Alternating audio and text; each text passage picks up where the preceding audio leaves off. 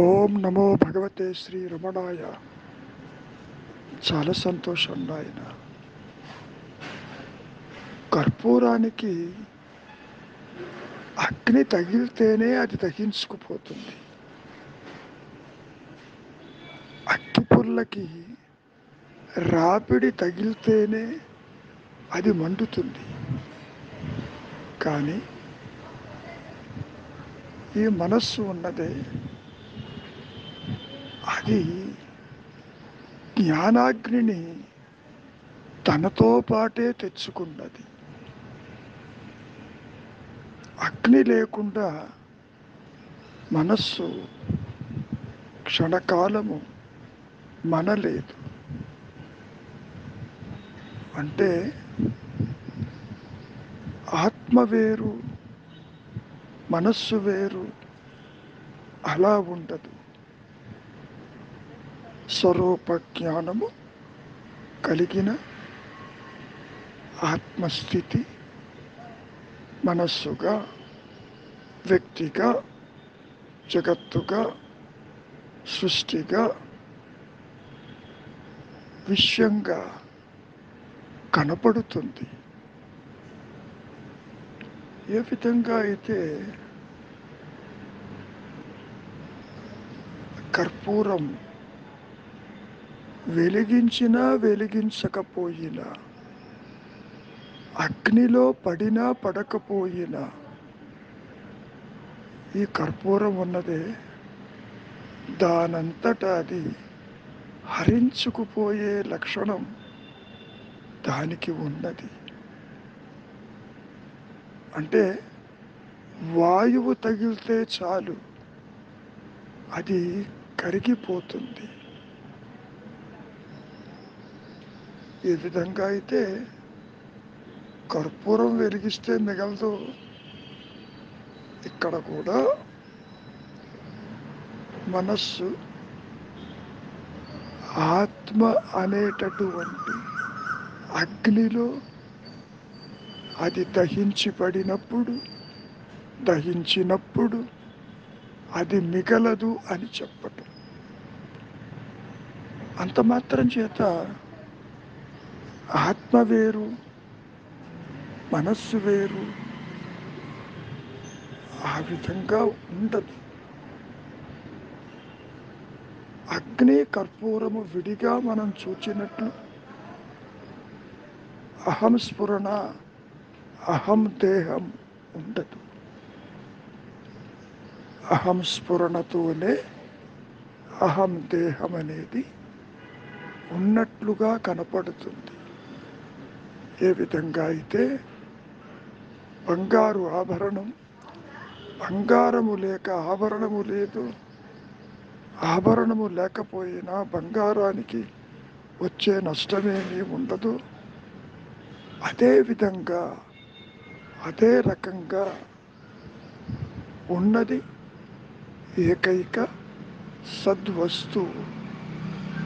వస్తువు అంటే మనం కళ్ళతో చూసే వస్తువు లాంటిది కాదు. అది స్వయం ప్రకాశము కలిగిన ఏకైక సద్వస్తువు.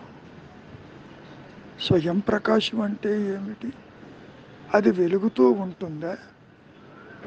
సూర్యుడిలాగా కాదు. సూర్యుడు కూడా జడమేను.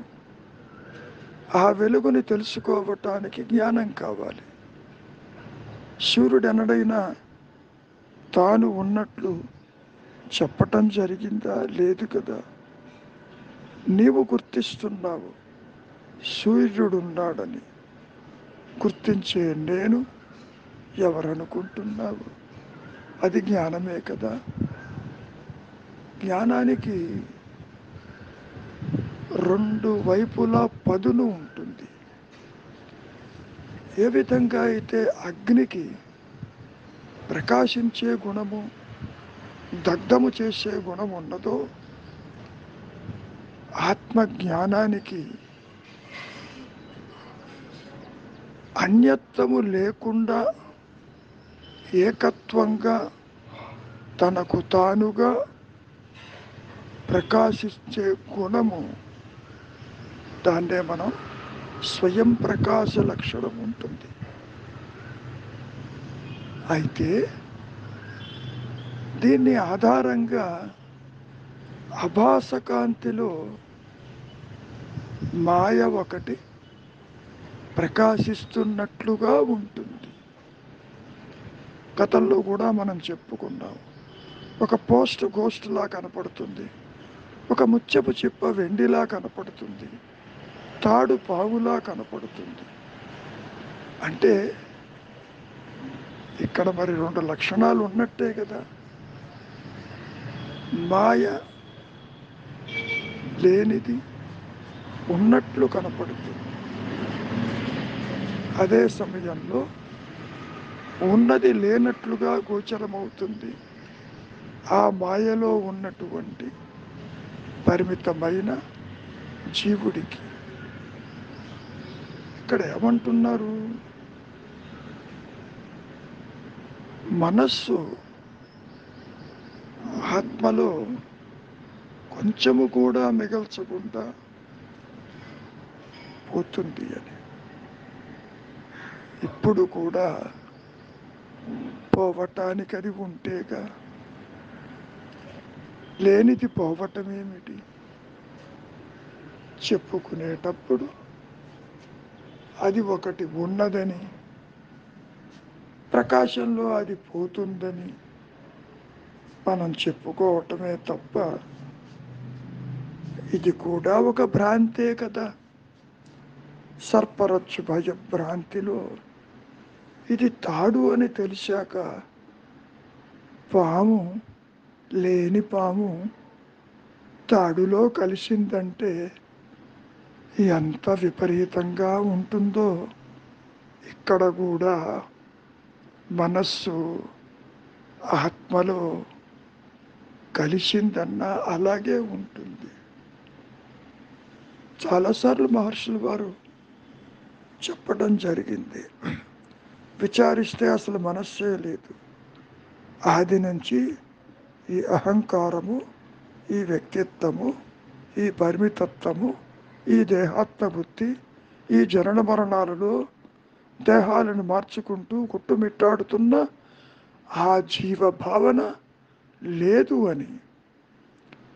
లేనిది కలవటమేమిటి? ఉన్నది కలవదు, లేనిది కలిసే ప్రసక్తే లేదు. ఇక్కడ ఎందుకు చెప్పారు అంటే, ఇది లేకపోతే ఆత్మసిద్ధి ఉంటుంది అని. నిజానికి ఆత్మసిద్ధికి సృష్టికి ఏ సంబంధము లేదు. తాడుకి పాముకి సంబంధం ఉందా?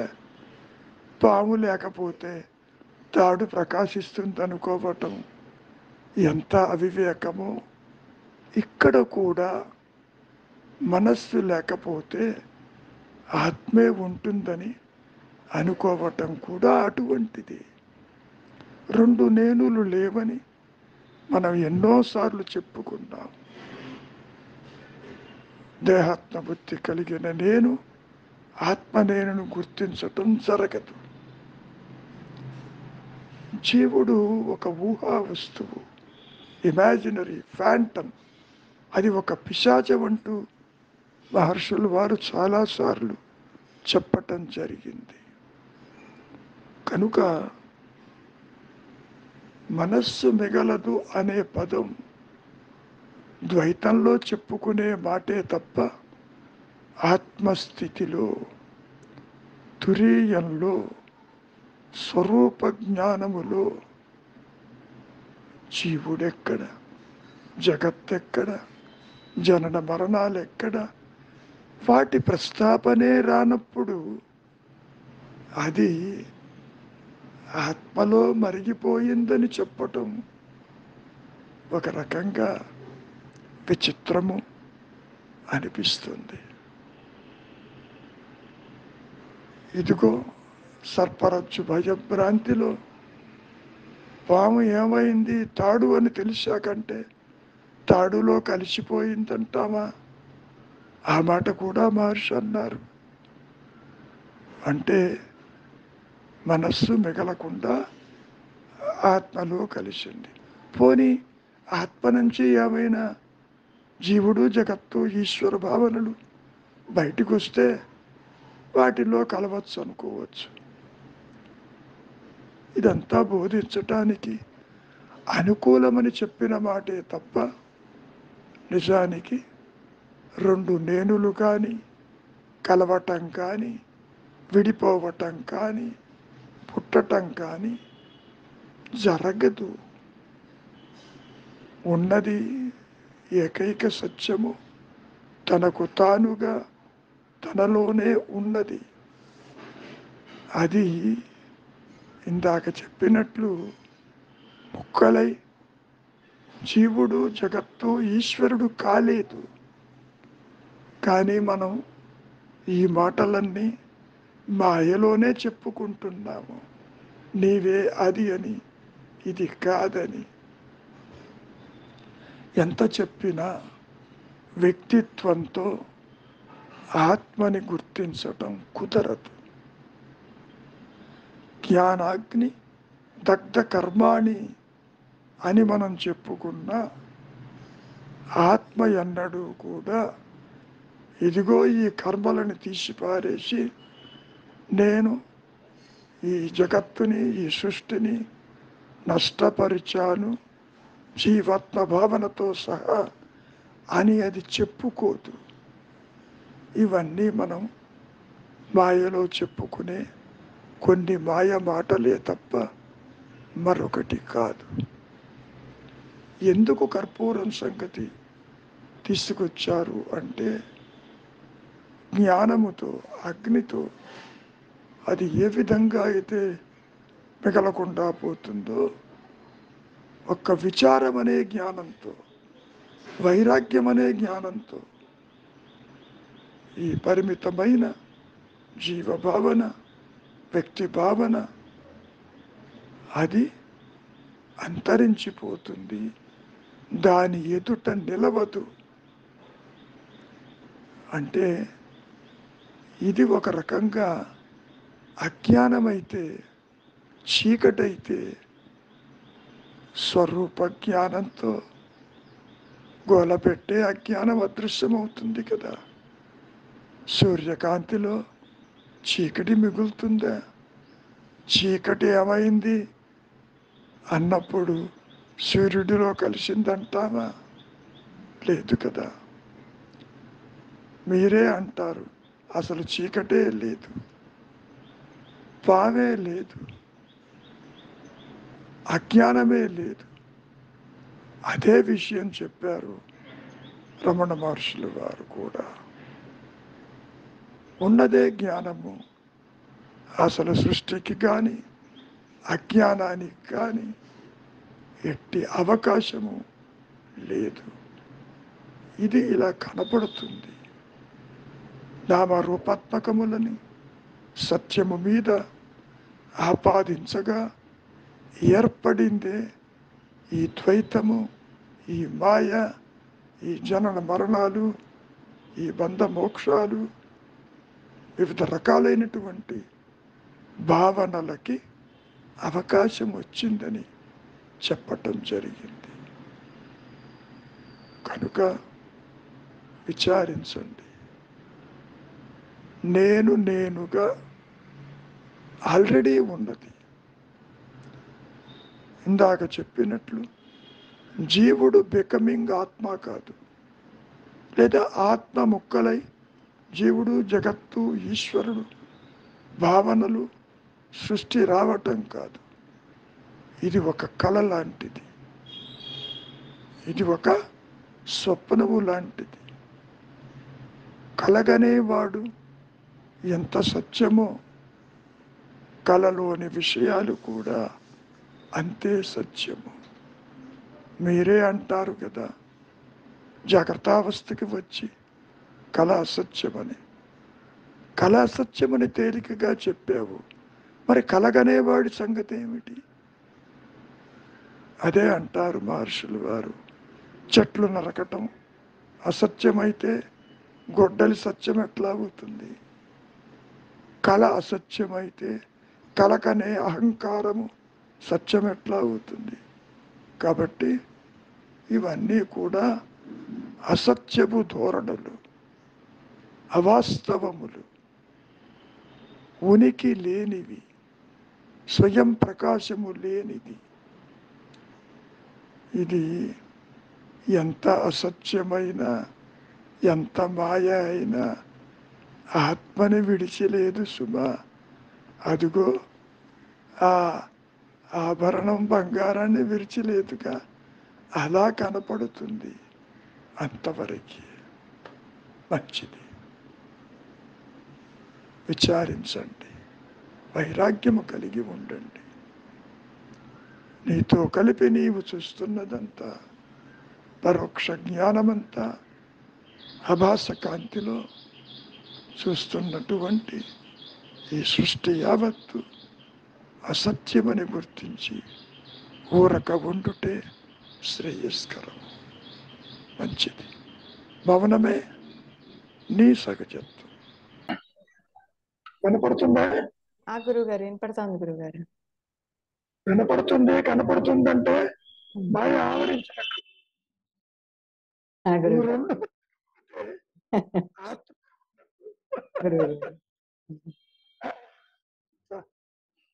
చాలా సంతోషం.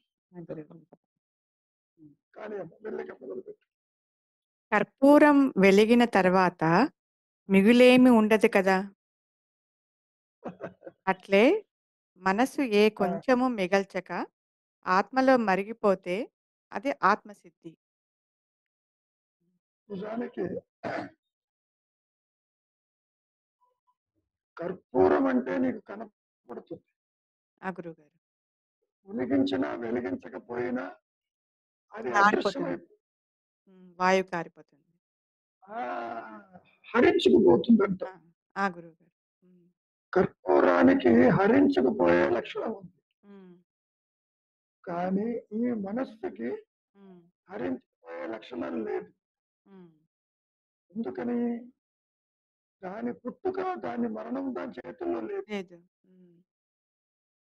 లేనిది ఎట్లా హరించుకుపోతుంది?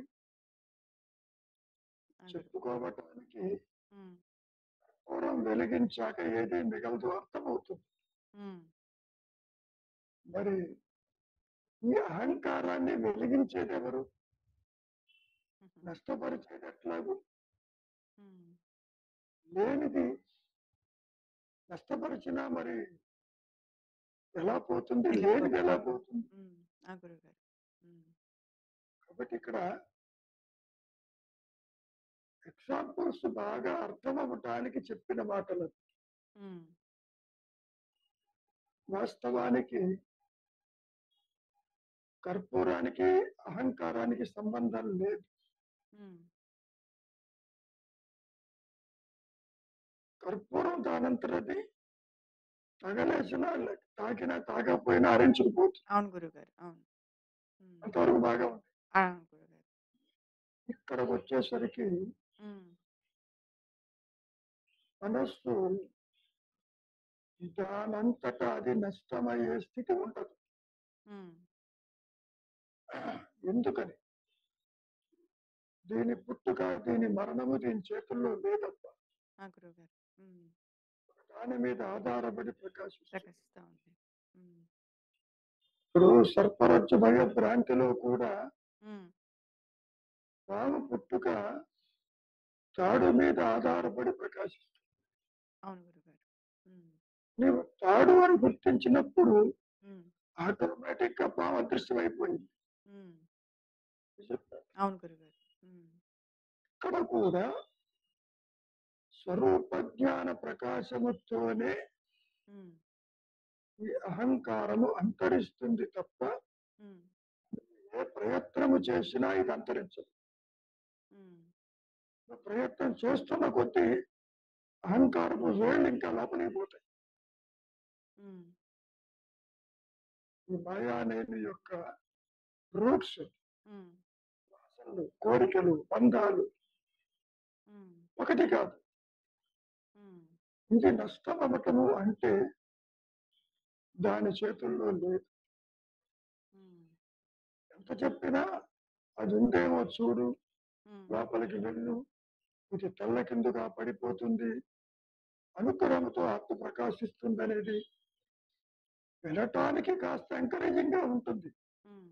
కానీ అట్లా జరగదు. హ్మ్. ఎందుకు జరగదు అంటే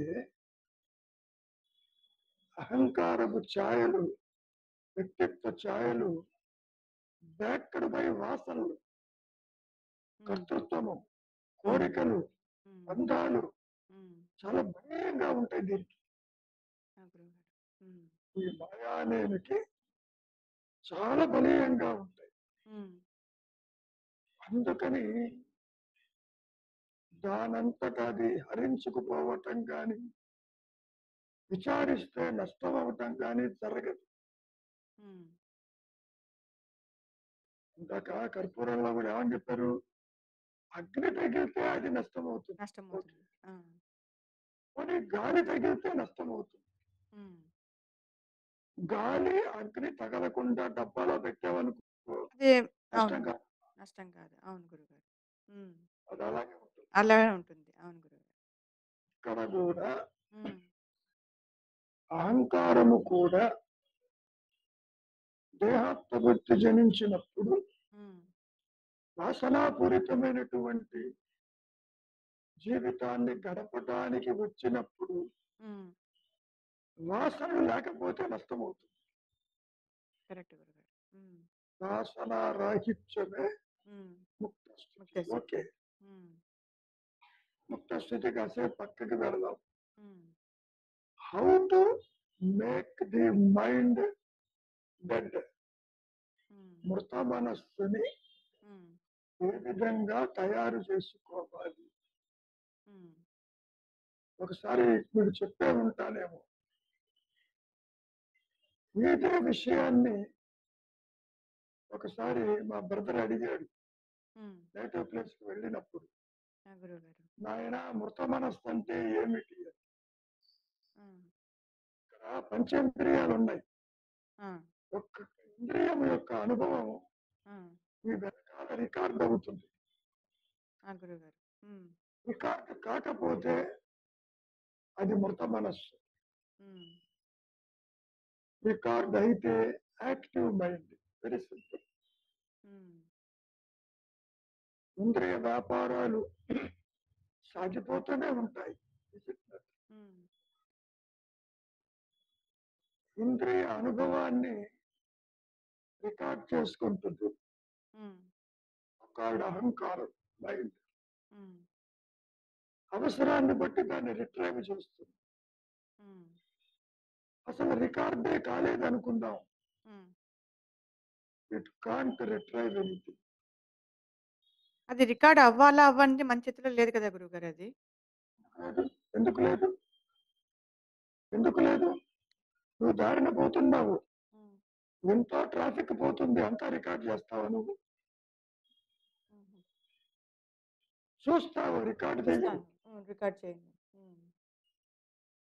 గుర్తుపెట్టుకోవాల్సిన అవసరం లేదు నీకు. కానీ హ్మ్. కొన్ని సంఘటనలు మాత్రం ఇంటికెళ్ళాక గుర్తొస్తాయి. గుర్తొస్తాయి. అవును గురుగారు. ఇది స్పెసిఫిక్ గా రికార్డ్ అయితే. హ్మ్. రికార్డు కాకపోతే అది రిట్రైవ్ చెయ్యలేదు.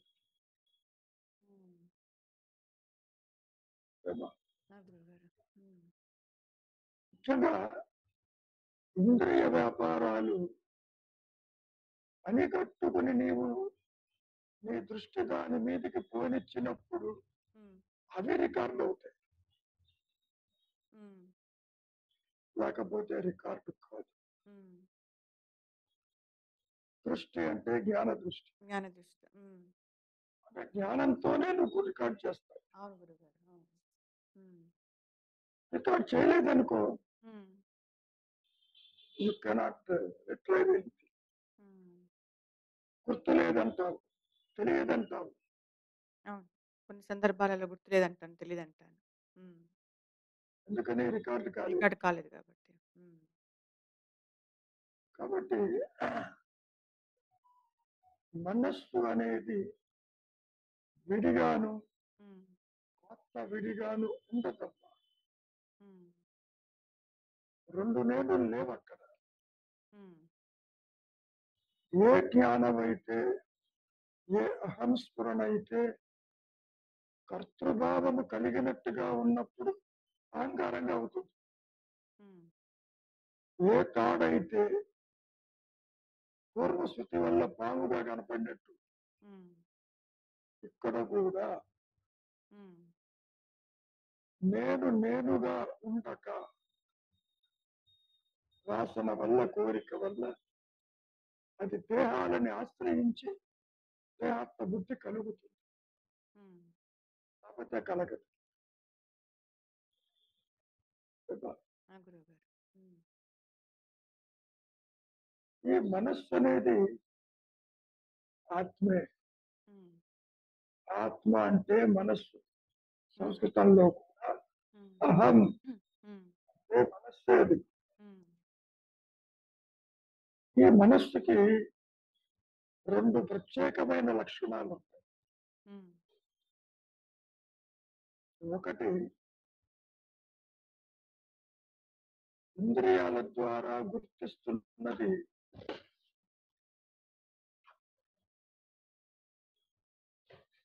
ఒకటి గనక గుర్తిస్తే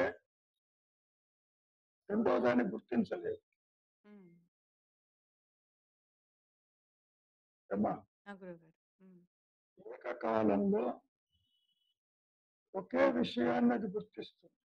ఉమ్, నువ్వు ఎక్కడైనా తీసుకో, ఉమ్. అవును గురువు గారు. ఒకటే గుర్తిస్తుంది మనసుకి. ఉమ్, 10 విషయాలని ఎదుర్కొంటే ఒకటే చూస్తావు. అవును.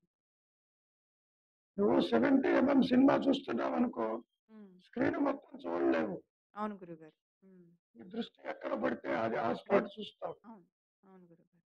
ఉమ్, కన్ను కూడా ఏ విషయము, ఏ వస్తువు మీద నీ మనస్సు ఉంటే ఉమ్, అది మాత్రమే చూస్తూ గుర్తుపడుతుంది. ఉమ్. కాకపోతే గుర్తుపట్టలేదు.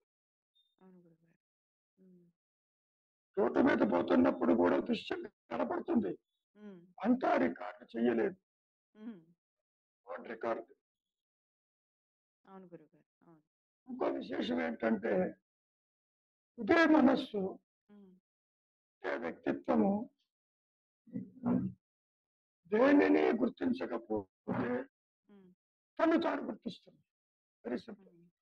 ఉమ్, ఉమ్. ఆ గురువు గారు. ఉమ్. Are you getting this point? అర్థమైంది గురువు గారు. ఉమ్, 2 నేనులు లేవు. ఉమ్, ఆత్మ నేను, అహంకార నేనంటూ ఉండదు. ఉమ్, దీనికి ఒక మంచి ఉదాహరణ చెప్పారు మహర్షి. ఉమ్, పాముకి కంటితో చూస్తుంది, వింటుంది ఉమ్, అని అంటారు. ఉమ్, ఉమ్. ఏనుగు తొండం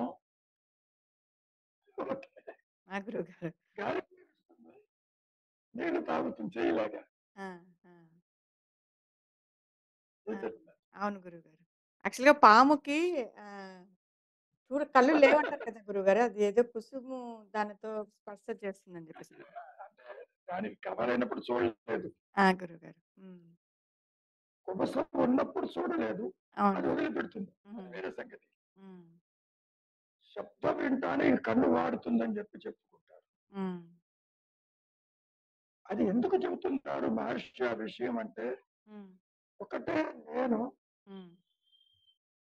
అన్యత్వాన్ని చూస్తున్నప్పుడు మూలం చూడలేదు. మూలం చూడలేదు. హ్మ్.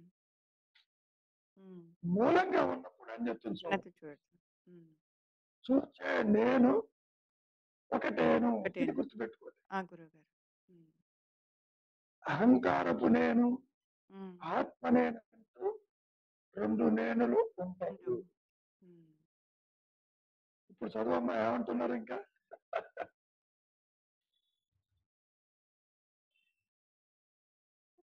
కర్పూరము వెలిగిన తర్వాత మిగులేమి ఓకే. ఉండదు కదా! అట్లే మనసు అవును. ఏ కొంచెము మిగల్చక ఆత్మలో మరిగిపోతే అది ఆత్మసిద్ధి. ఆత్మలో మరిగిపోవటం వీడి చేతుల్లో లేదు. లేదు. హ్మ్. ఎందుకని? ఎందుకంటే ఎందుకని వాడే నువ్వు అదే ఉన్నాడు కదా! కాదమ్మా. ఆ! అహంకారము పుట్టుక, మరణము దీని చేతుల్లో లేదు. దీని చేతిలో లేదు. హ్మ్.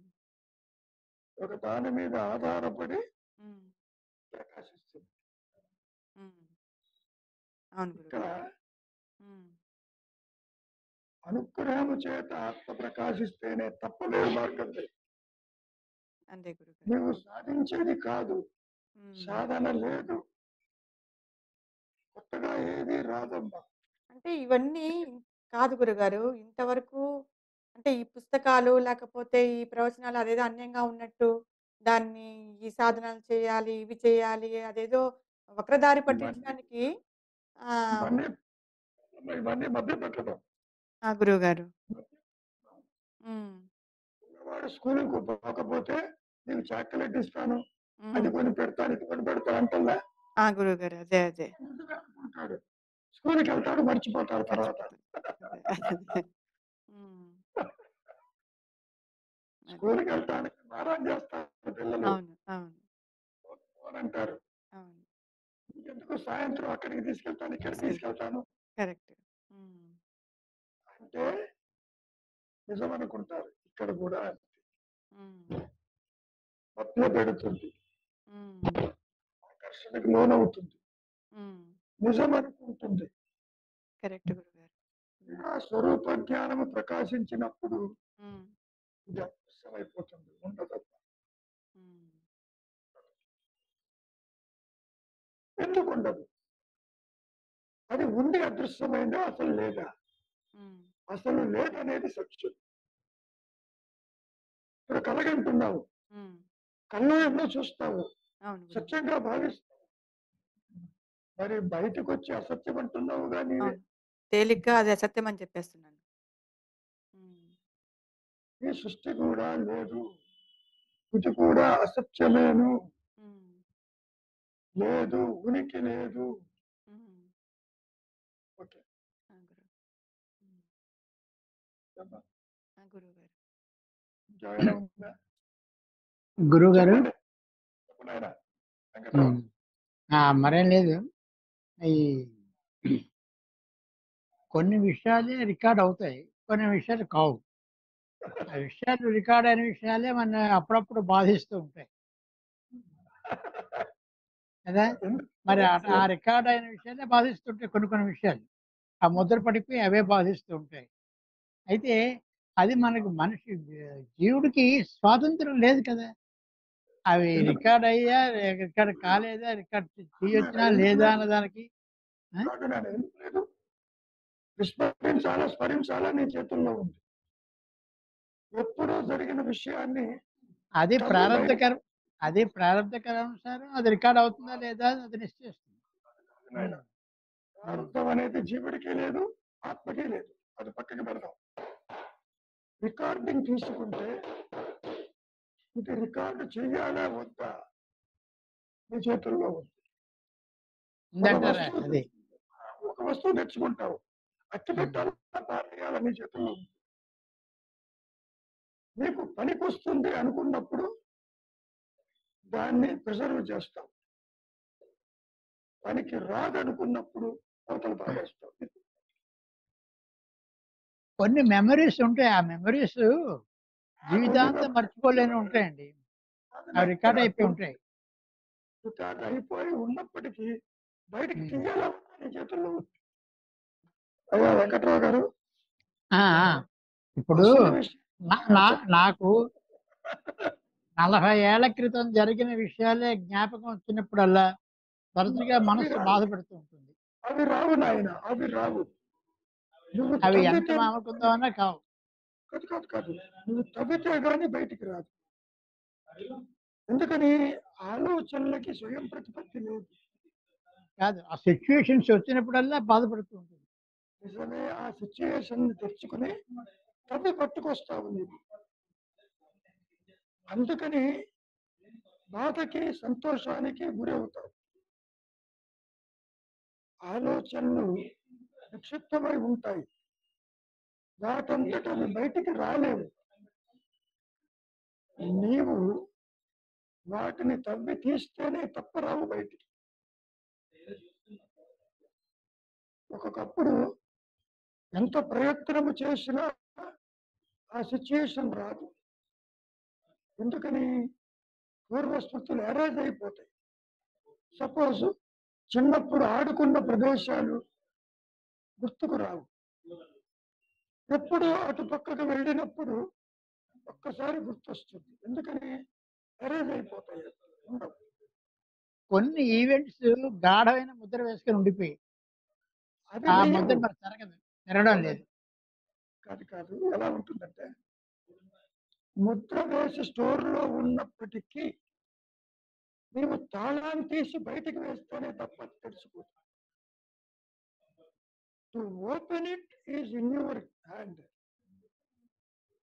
అది తీయాలా, బయటికి లాగాలా వద్దా అనేది నీ చేతుల్లో. విస్మరించలేదనుకోండి, స్మరిస్తున్నాము, అవి వస్తాయి. విస్మరిస్తే రావు మళ్ళీ.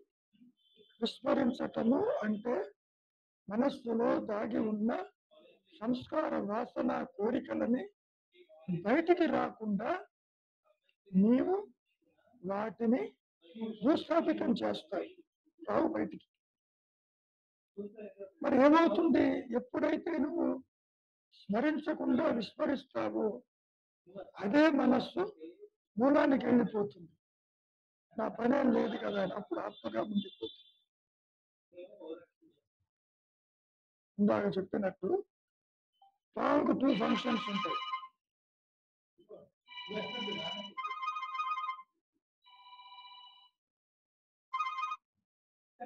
ఎప్పుడు సమయంలో ఇప్పుడే ఫోన్ చేస్తారు.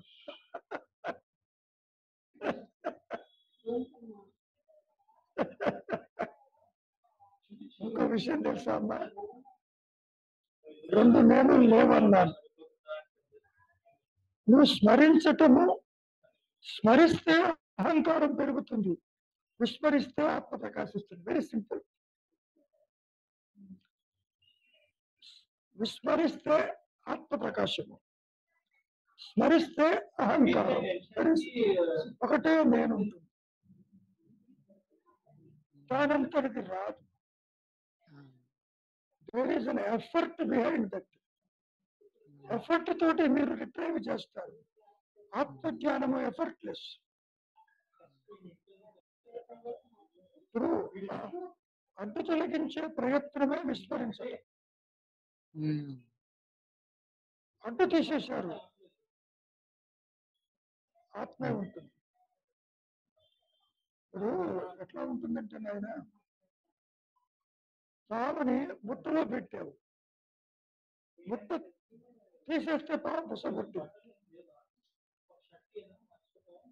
మూత వేసినప్పుడు లోపలే ఉంటుంది, బయటికి రాదు.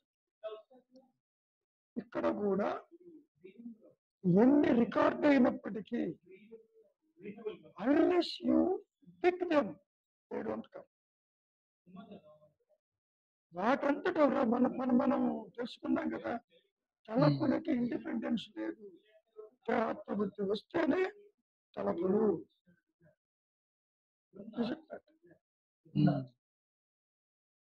ఆత్మకు అట్లా కాదు.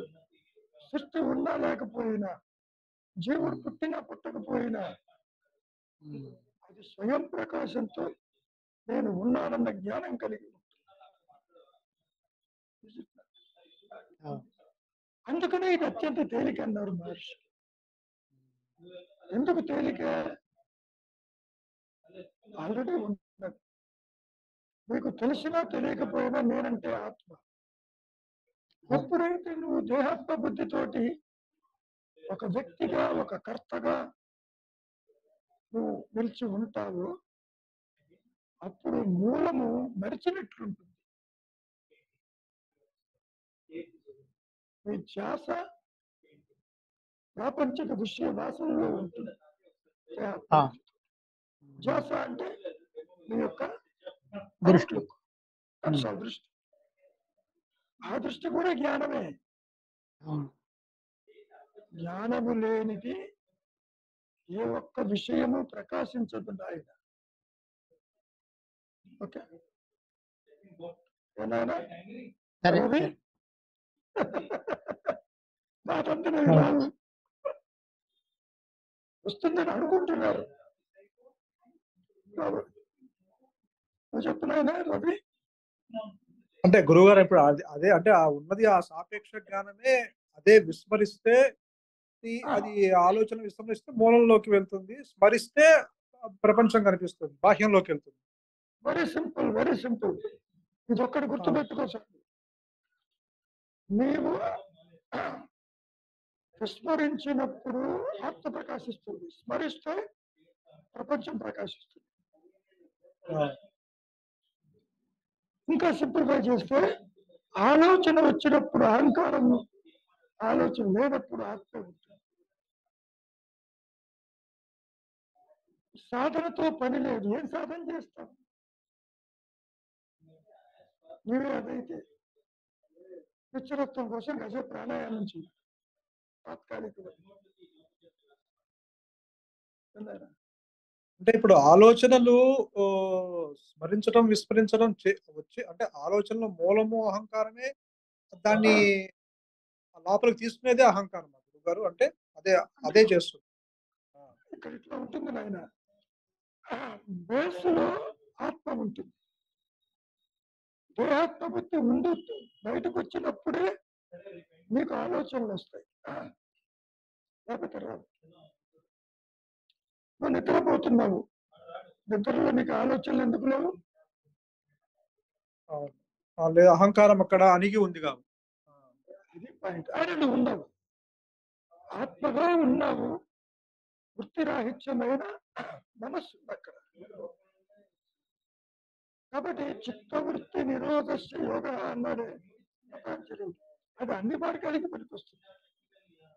అంటే ఆలోచనలు బయటికి రప్పించేది అహంకారము, మళ్ళీ తీసుకునేదే అహంకారం. సాపేక్ష. కరెక్ట్. ఎప్పుడైతే నీవు ఆలోచన వెంట వెళ్ళవో నువ్వు ఆత్మగా ఉండిపోతావు.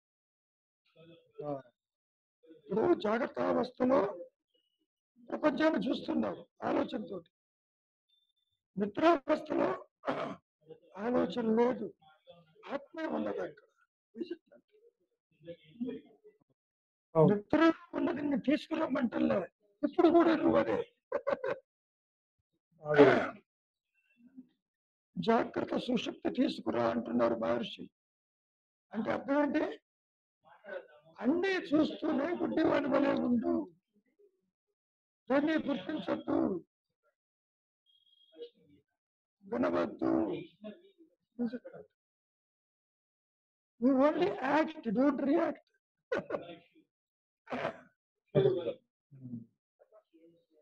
ఒకటే నేను ఉంటుంది, రెండు నేనులు ఉండవు. అందుకని ఆత్మజ్ఞానం చాలా తేలిక.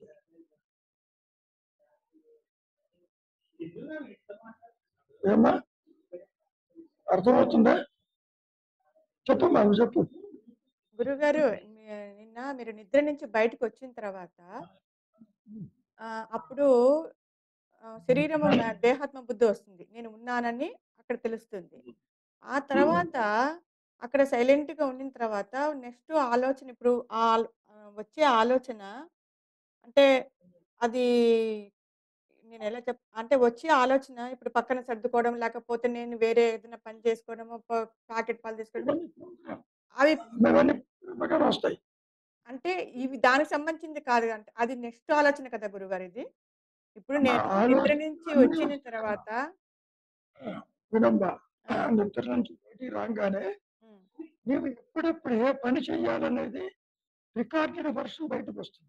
అది ఆలోచన అవుతుంది. నేను పడుకున్నాను కదా, నిద్ర నుంచి వచ్చిన తర్వాత ఆ స్థితిలో పడుకున్నాను, లేకుండా నిద్రలో అలా మెలకునే ఉన్నాను. అది ఆలోచన కాదు కదా, మెలకునే ఉన్నాను. మెలకువ అంటే ఆత్మస్థితి. ఆలోచన లేని స్థితి ఉంటుంది ఇన్ బిట్వీన్. నిద్రావస్థకి జాగ్రత్త అవస్థకి మధ్యలో మెరుక ఉంటుంది, ఒక క్యారియర్ వేవ్ లాగా ఎరుక ఉంటుంది.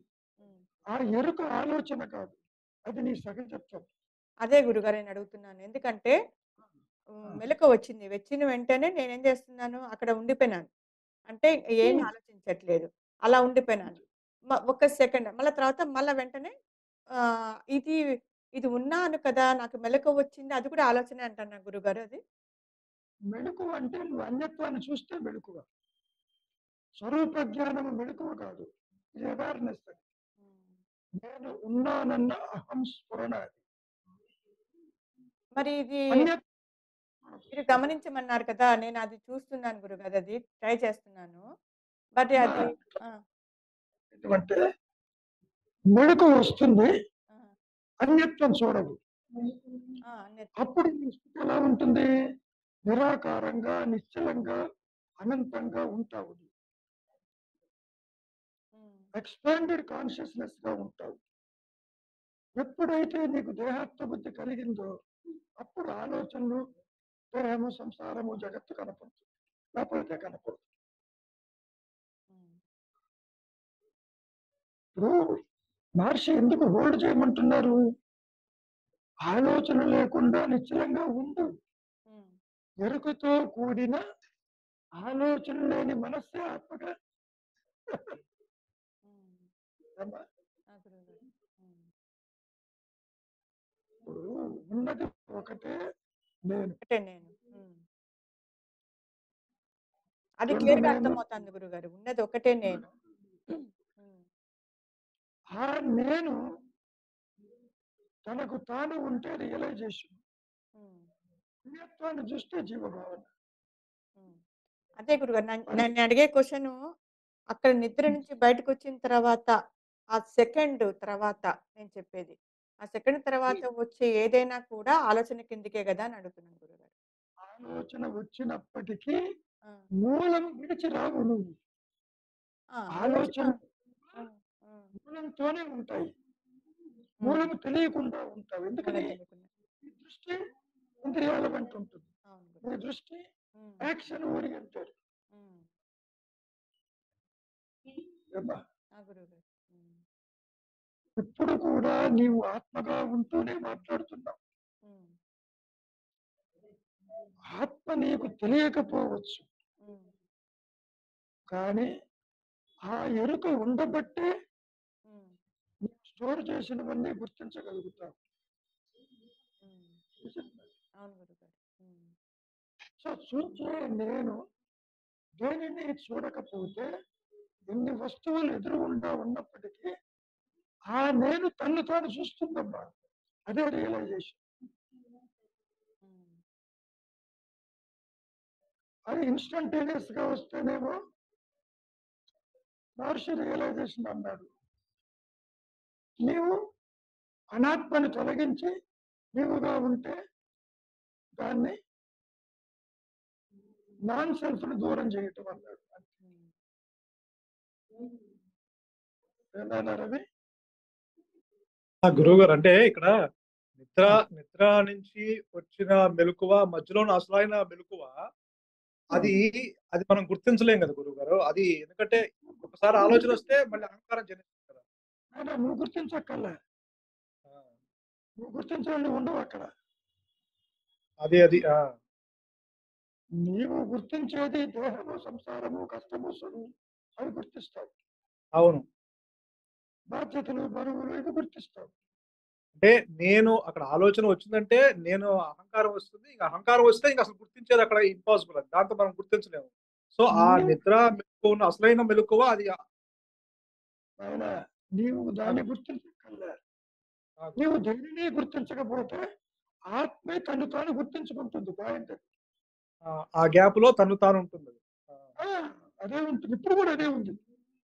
నీవు మాట్లాడుతున్నప్పుడు, నేను మాట్లాడుతున్నప్పుడు కూడా అదే ఉంటుంది. ఆ, మాట్లాడినంత మాత్రాన అది అదృశ్యం కాదు. దీనికి ఒక ఎగ్జాంపుల్ చెప్పారు, అయిపోతుందేమో ఇంకా. ఒక నటుడు పాత్ర వేస్తూ ఉంటాడు. కృష్ణ పాత్ర, రావణాసుడి పాత్ర.